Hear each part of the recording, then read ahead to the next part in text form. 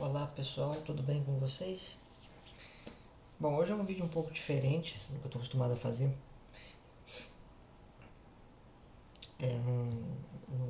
Não é habitual, né? Eu acho que não tem nada parecido a esses 170 e tantos vídeos que tem aí disponibilizados ao público. Mas é, talvez vocês estejam acompanhando aí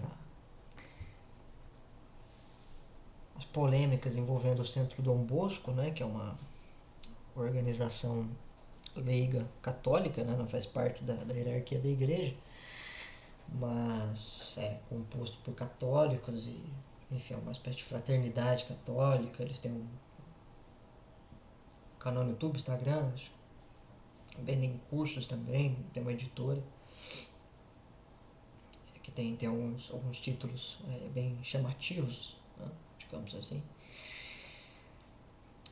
E mais recentemente, coisa de semana passada, creio que já tem uns 6 dias, eles fizeram a publicação de um livro, tradução inédita no Brasil, de um jornalista sênior do Vaticano, Michael Reis, e é um livro, né, que trabalha com críticas ao catecismo moderno. Esse amarelinho, né, que eu uso aí como referência para fazer os vídeos de catecismo, né? Inclusive vai ter vídeo novo de catecismo, creio, essa semana. E a polêmica é o seguinte: o texto do Michael, ele, em via de regra, eu não li o livro, né? Então eu não vou falar de um livro que eu não li. Talvez não me interesse, porque realmente esse tipo de assunto não me interessa, tá?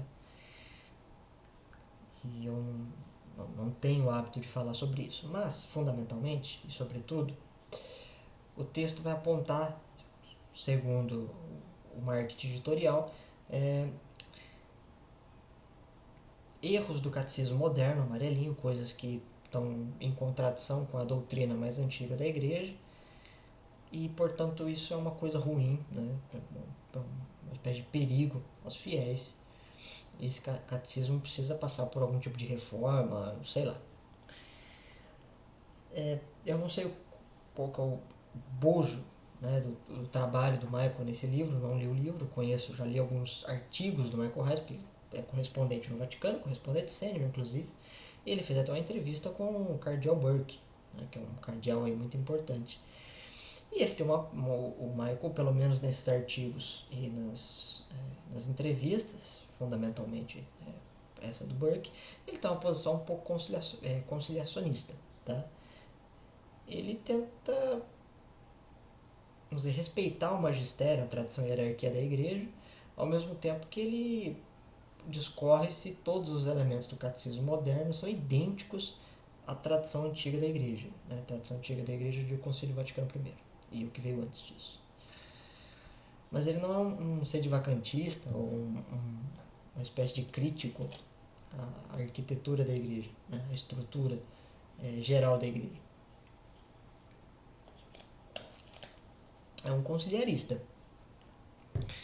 Eu não sei por que isso trouxe polêmica, né? Se bem que a cultura medieval no Brasil ela anda muito atacada nos últimos anos, principalmente até pelas pessoas que são católicas, né? Eu não sei direito por que isso acontece, já que a formação católica no Brasil ela importou valores morais medievais, né? Sobretudo pela pena dos jesuítas, então eu não sei direito o porquê disso.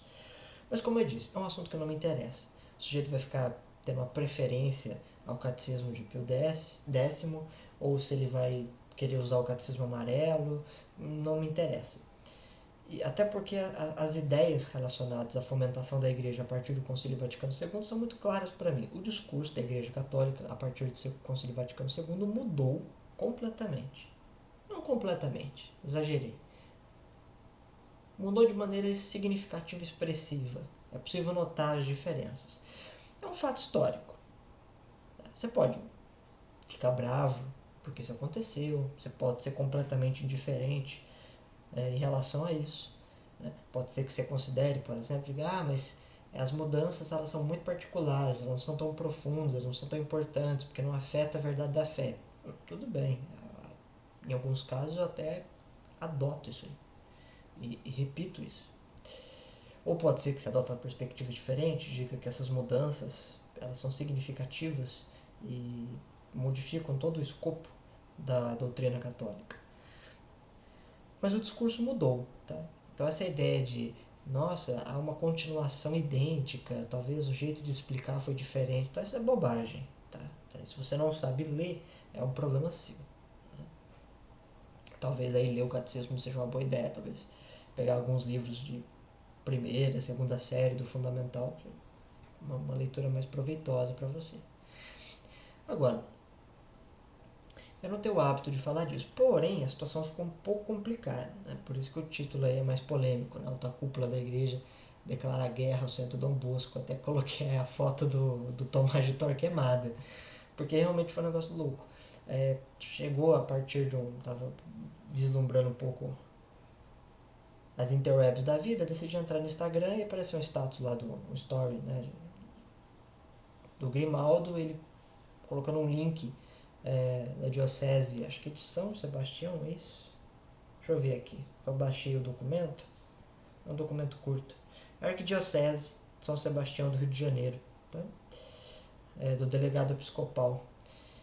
E aqui eu não ia falar disso, mas fala sobre direito canônico, a gente faz vídeo sobre direito canônico, eu vou fazer vídeo disso. Porque aqui a alta cúpula está basicamente fazendo a proibição ao centro Dom Bosco. É uma espécie de motim de censura. Né? Por isso que eu coloquei o Torquemada, né? Porque isso aqui me soa fundamentalmente como perseguição. Tá? Eu sei que é chato falar isso, mas me parece ser o caso. E antes que algum engraçadinho venha, não, eu não sou radical tradicionalista, eu não sou red thread, eu não sou sedivacantista, já gostei de sedivacantismo há 6 anos atrás, parei de gostar disso já tem bom tempo. Eu não sou inscrito no Centro Dom Bosco, eu acompanho o Instagram dele, tem umas postagens às vezes interessantes, alguns livros de história da igreja lá que chamam muita atenção, né? Eu gosto muito de história e sou católico, então você junta o útil com o agradável e fica uma maravilha.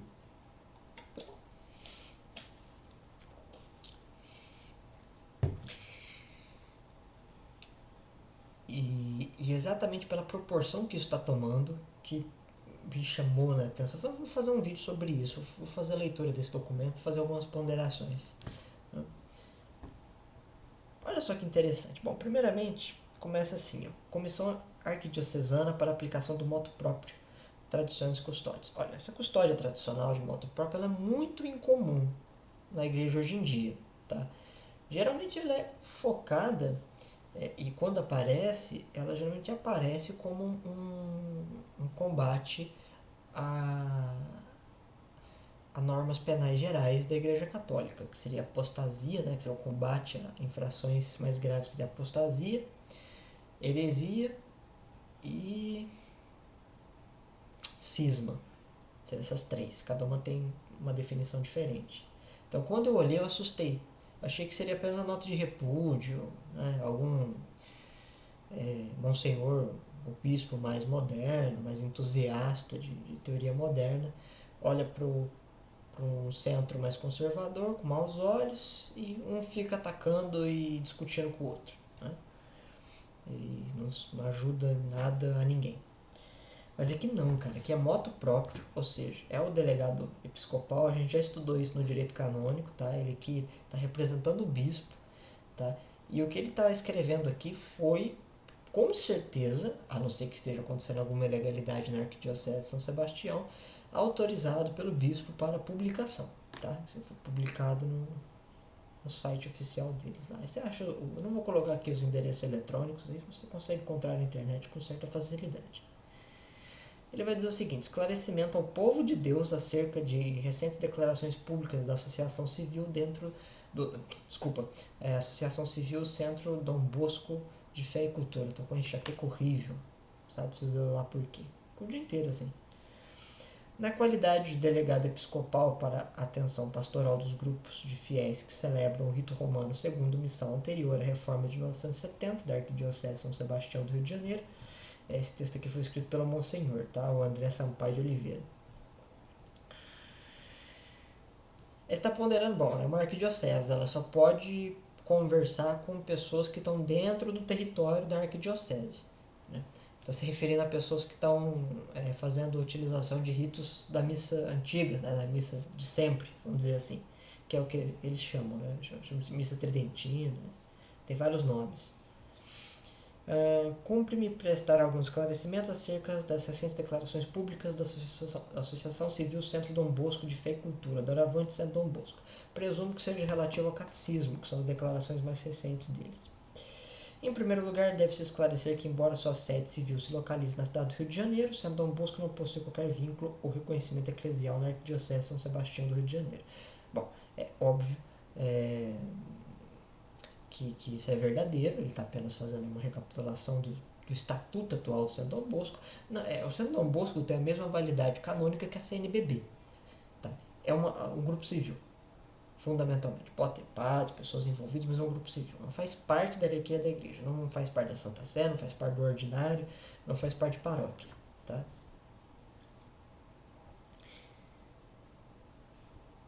Então ele fala lá, né, que faz um resuminho, né, mera associação constituída segundo o direito civil brasileiro, mas sem qualquer status canônico oficial. Dessa forma, sua atuação se dá de forma independente e separada em relação às diretrizes e decisões da Arquidiocese de São Sebastião. Isso é verdade mesmo. Em segundo lugar, o Santo Dom Bosco tem divulgado nas mídias sociais a realização no Centro de Convenções Expomag, aí ele fala que o endereço, Fórum Nacional da Liga Cristo Rei, a ser, nome esquisito, né?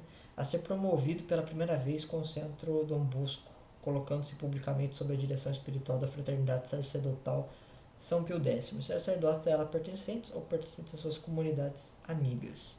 Parece que vai ser uma convenção, né, onde vai participar também pessoas da Fraternidade Sacerdotal São Pio X.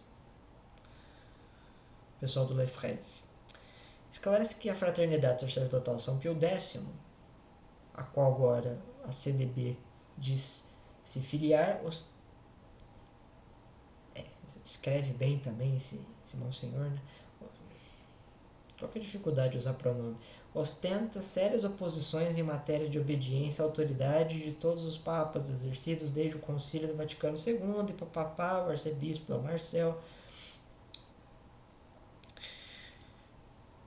Vai falar sobre a sua excomunhão, etc. Bom, é impossível saber se todas as coisas que são afirmadas pela Fraternidade São Pio X são assinadas embaixo pelo Santo Dom Bosco e vice-versa.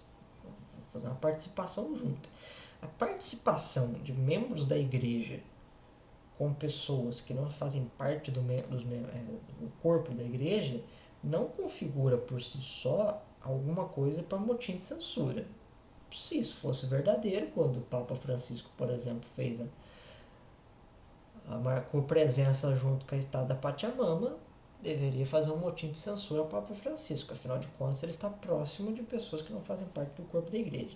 Mesma coisa quando ele vai conversar com muçulmanos, quando ele conversava, aliás, com muçulmanos, luteranos, calvinistas, etc. Então, a relação entre os dois é completamente irrelevante, né?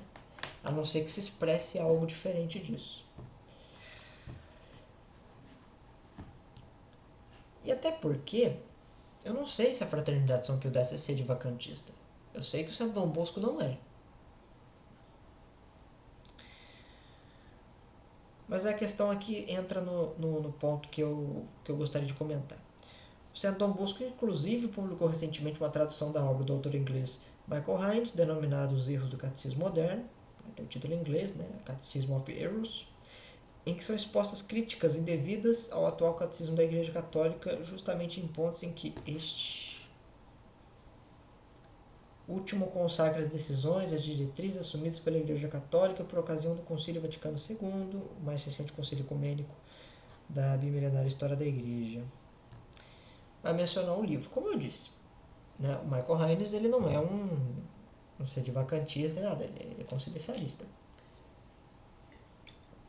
ou conciliarista, como queira.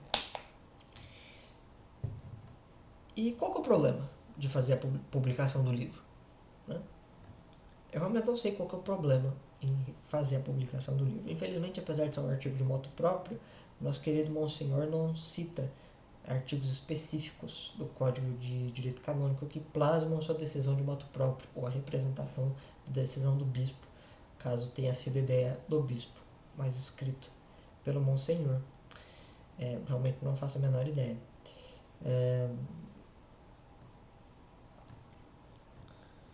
Bom, ele vai falar que a edição do livro em inglês foi escrita por um cardeal que foi excomungado pela Santa Sé, etc, etc, etc, etc.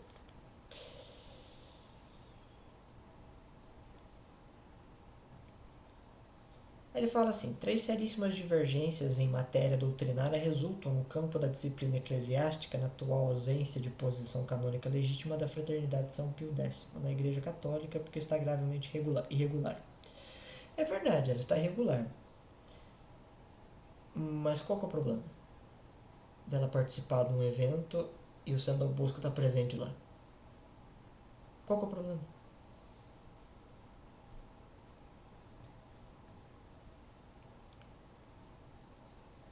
Em razão de todo o exposto, aqui que é um. Até aí eu achei que era até uma nota de censura e estava escrito moto próprio errado. Aqui complica. Porque o Monsenhor vai dizer o seguinte, e isso é muito sério. Momento Torquemada. Em razão de todo o exposto, os fiéis católicos devem abster-se de participar das atividades promovidas por tal fraternidade ou por associações jurídicas, né? Qual que é a dificuldade também, né? De colocar o S. Ou espiritualmente a ela vinculadas, como é o caso agora do Centro Dom Bosco, que se autodeclarou sob a direção da fraternidade e de ministros que a ela pertencem ou a suas comunidades amigas. Novamente, qual o problema? Na verdade, não foi afirmado que estão sob direção espiritual, apenas que vai ter um simpósio e vai ter um monte de gente, inclusive essas partes que foi mencionada várias e várias vezes no texto. E aí, no meio do caminho, ele cita o texto do Heines. Como eu disse, não li o livro, então não vou falar sobre, simplesmente me recuso a falar do negócio que eu não li. Eu não sei se o Monsenhor leu o livro, né? Eu vi que muita gente está falando do livro, mas não achei nenhuma pessoa que afirmou ter lido o livro, está apenas comentando sem ter lido, o que plasma perfeitamente bem as categorias do Olavo, né, que o brasileiro tem mania de estudar, de falar antes de estudar. Então vai falar sempre de um livro que não leu, né, que podemos fazer. O máximo que acontece é que o Santo Dom Bosco colocou alguns trechos, né, comentários do Catecismo Amarelinho, que eles são ambíguos mesmo, tá? Até alguns, às vezes, quando eu for usar nas aulas de catecismo, eu vou tentar explicar um pouco da ambiguidade e como resolver. Não é um problema de doutrina, é um problema de escrita mesmo, sabe? Ele deixa ambíguo e talvez a pessoa não interprete muito bem o que está escrito ali. Porque se a ideia se a ideia do catecismo é esclarecer as pessoas, fazer elas entender melhor, né, o que elas estão lendo, e fundamentalmente a respeito da igreja, seria bom que o catecismo ele fosse muito objetivo, muito claro, porque quanto mais objetivo e claro, mais fácil da pessoa compreender. Agora, se ele é muito obscuro, muito ambíguo, a pessoa pode ter uma interpretação errada e não necessariamente é culpa dela, porque o texto meio que induz ela a isso, não de maneira proposital, mas porque precisa melhorar um pouco a escrita, porque o modo atual que tá não é bom, tá? E, novamente, dizer isso, onde está o problema? Mas eu achei interessante, porque é um texto de motu próprio, o que significa que a proibição que o Monsenhor está fazendo, ela não veio como resultado de um julgamento, onde os membros do Centro Dom Bosco têm direito a ampla defesa dentro dos tribunais católicos. A sentença já foi dada antes disso. Por quê? Porque geralmente isso vem como processo. Ele vai falar que a igreja lá, a diocese, tem pessoas capazes, né, de fazer a orientação, a missa tridentina, sem ter que pedir ajuda para alguém do Santo Dom Bosco. Mas se a pessoa quiser seguir o Santo Dom Bosco no Instagram, comprar os livros de história da igreja, os livros do Centro Dom Bosco criticando o Lutero e o Calvino. Qual o problema? Aí vem, né? Nele que é um, sejamos também nós unos, como nos recorda o lema do Santo Padre Leão XIV, rogai a Deus por nós, inclusive. Então, tarde demais para isso, né? Você falar em unidade da igreja me soltando um moto próprio desse sem permissão de ampla defesa. Foi publicado ontem, inclusive, 15 de junho. A assinatura dele tá aqui. E só. É um texto bem curtinho. O que acontece? Tem algumas partes do catecismo que são ambíguas mesmo. E aí, se você tiver alguém para te ajudar na instrução, facilita a sua vida. Tá? Como eu disse, eu não sou um entusiasta de cismas e coisa do gênero, mas uma coisa que me chama a atenção é que, assim, na parte penal do direito canônico,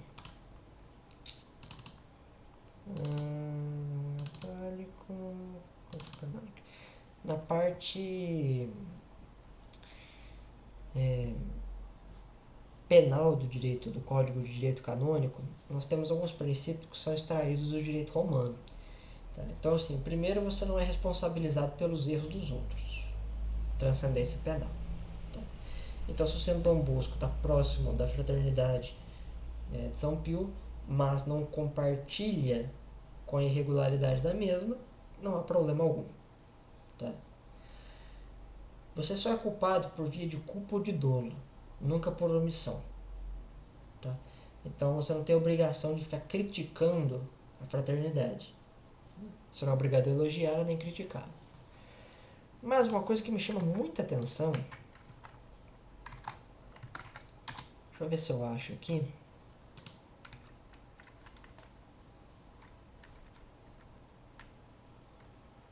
Lá para 750, 740, aqui que ele fornece as definições. Eu queria usar as definições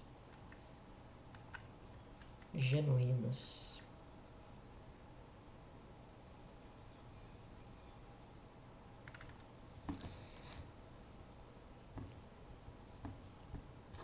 Isso aqui é muito importante.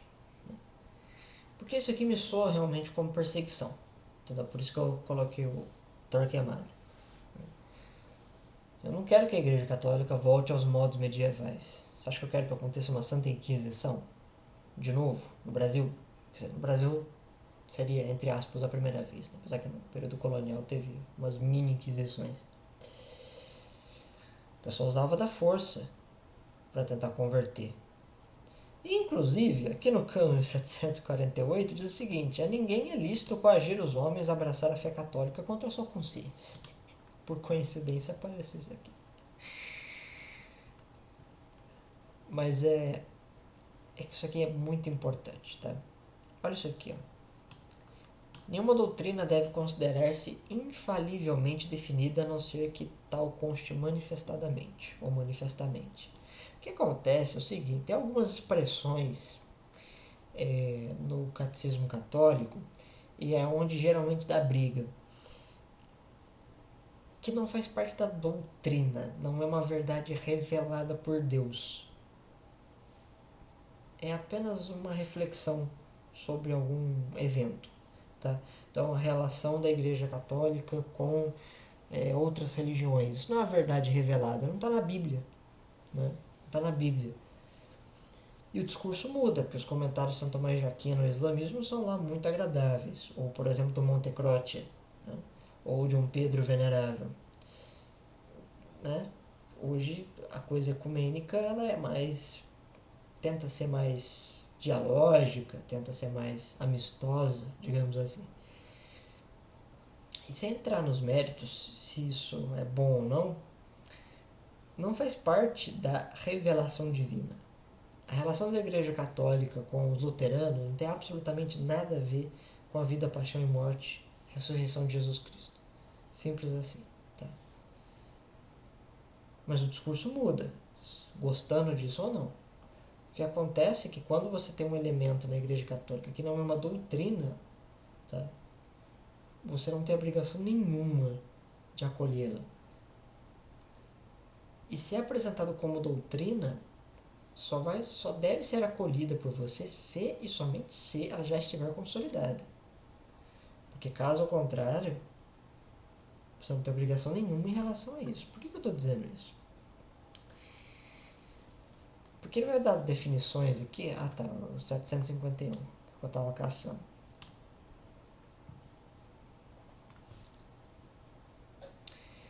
Disse heresia a negação pertinaz, depois do recebido batismo, de alguma verdade que se deva crer com fé divina e católica, ou ainda dúvida pertinaz acerca da mesma. Depois que eu já ter batizado um herético, só é herético se ele tiver sido batizado, tá? Então, se é um sujeito fora da religião católica, ele não é um herege, propriamente. Não foi batizado. Ele pode ser um apóstolo, mas ele não é um herege. Seria um sujeito que faz uma negação, uma dúvida, tá? A um elemento fundamental da verdade divina católica. Então, se tem algum elemento que não faz parte da história da igreja, mas não faz parte da doutrina da igreja, é apenas uma recomendação, todos os atos ecumênicos eles são recomendados. Eles não fazem parte da doutrina da igreja. É puramente administrativo. A gente não está falando sobre transubstanciação. Né? A gente não está falando sobre a perpétua virgindade de Maria. A gente está falando de um jogo político de diálogo. Isso não é teologia. Né? E tá tudo bem, mas você não vai utilizar de normas eclesiásticas uma coisa que não é eclesial. Aí ele define apostasia, que é o repúdio total da fé cristã. Não é o caso se é Dom Bosco de uma dessas duas. E o cisma recusa da sujeição ao sumo pontífice.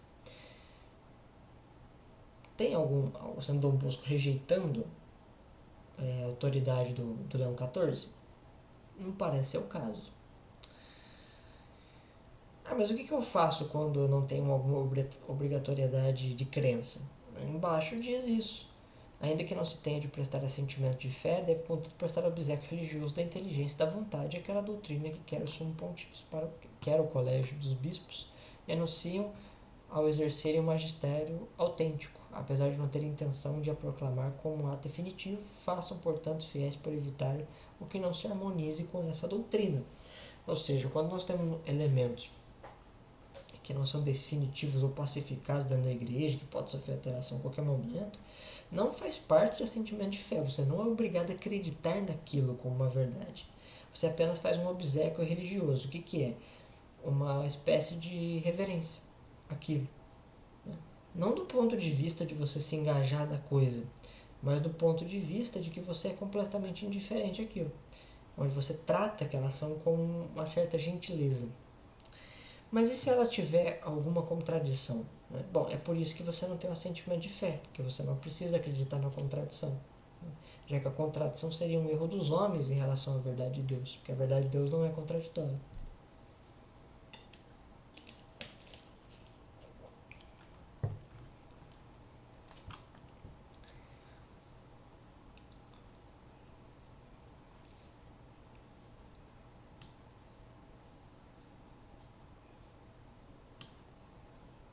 Deixa eu ver se eu acho outra coisa aqui.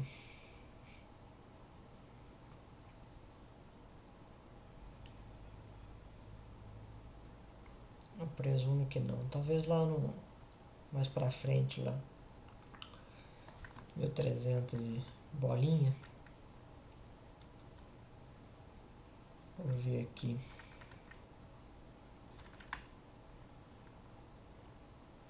Outra coisa também, né? Eles não estão excomungados, né? E isso que eu achei estranho, né? Eles não estão excomungados, mas por que eles não... Isso aí foi feito em moto próprio, não em processo canônico. Né? Eu achei muito estranho isso aí. Só que as polêmicas que o pessoal se envolve é falta de estudo. Eu sinto muito. Né? Até coletei um negócio aqui, porque eu achei muito interessante, que o sujeito chega e fala assim, mas é porque o catecismo, ele é ambíguo lá, ele fala que os islâmicos, eles têm fé na fé de Abraão. Bom, os muçulmanos dizem isso. Agora, dizer uma coisa e fazer outra. Né?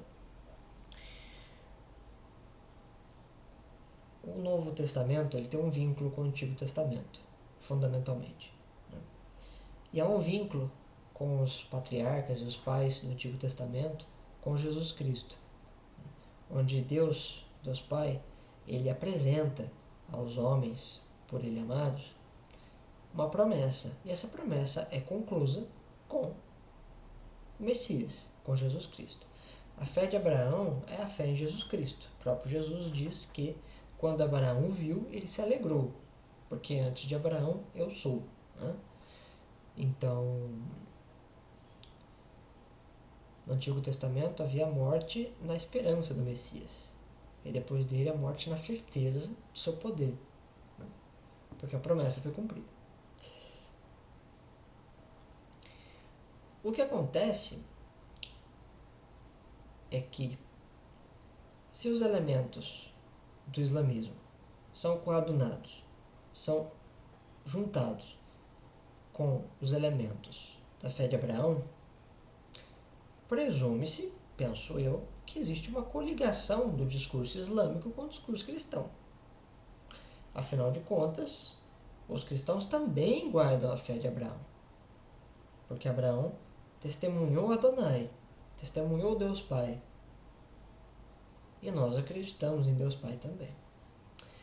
Então eu coletei algumas notas e aí vocês tirem suas próprias conclusões, tá? Não vou nem afirmar nada porque são textos muito fáceis de ser entendido. Aí você vê se realmente os muçulmanos eles têm alguma ligação com a fé de Abraão.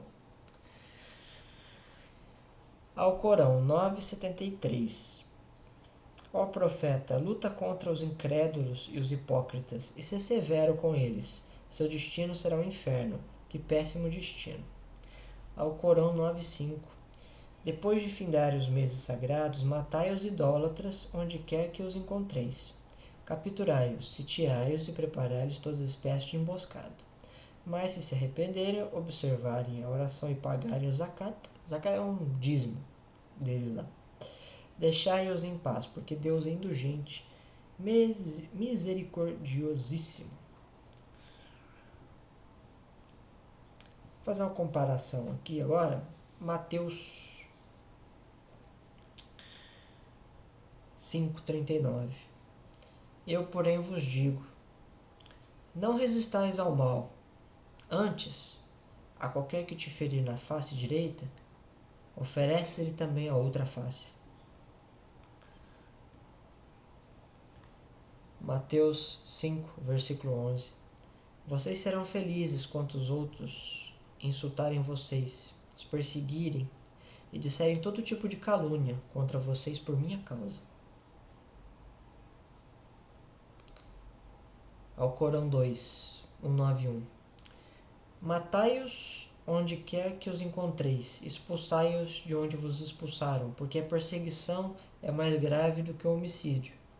Não os combatais na mesquita sagrada, a menos que vos ataquem. Se o fizerem, matai-os. Essa é a recompensa dos incrédulos. Lucas 9, 52 a 55. E enviou mensageiros adiante da sua face. E eles foram, e entraram numa aldeia de samaritanos, para lhe prepararem pousada.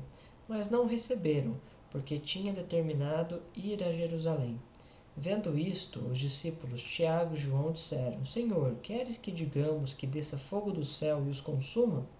E voltando-se para eles, repreendeu-os, dizendo, vocês não sabem de que espírito são. Alcorão 111, 1 até o 5. Pereçam as mãos de Abu Lahab, e pereça ele. De nada lhe valerão seus bens, nem tudo quanto tem logrado. Logo arderá num fogo flamejante, e sua mulher, carregadora de lenha, com uma corda de esparto ao pescoço.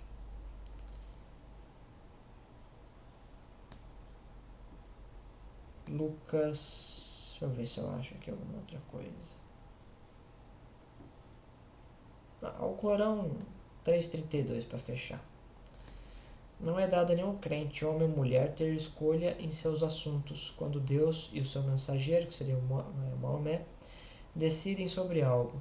Quem desobedecer a Deus e ao seu mensageiro Maomé, desviar-se-á, evidentemente, do bom caminho. Não sei. Vocês acham aí que tem alguma relação com a fé de Abraão? Tem umas outras coisas legais aqui. Ó. Isso aqui, por exemplo, é uma mulher cristã, duas na verdade, que foram mortas a tiros de fuzil pelos muçulmanos. Não sei se tem alguma ligação com a fé de Abraão. Isso aqui são crianças que foram baleadas, 4, com tiros de fuzil, deixadas no deserto. Não sei se tem alguma ligação com a fé de Abraão. Tem essa mulher aqui também. Ela tá pelada, né?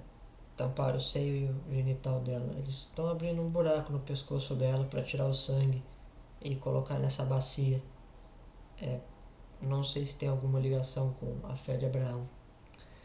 Mas enfim, tire suas próprias conclusões em relação à religião da paz. O que acontece é que, infelizmente, o catecismo da Igreja Católica tem um escopo muito grande de ambiguidades. Não necessariamente isso revela algum problema doutrinal, nem muito menos um plano secreto para desgramar com a Igreja, mas um sujeito que observa isso e procura uma melhoria, qual o problema?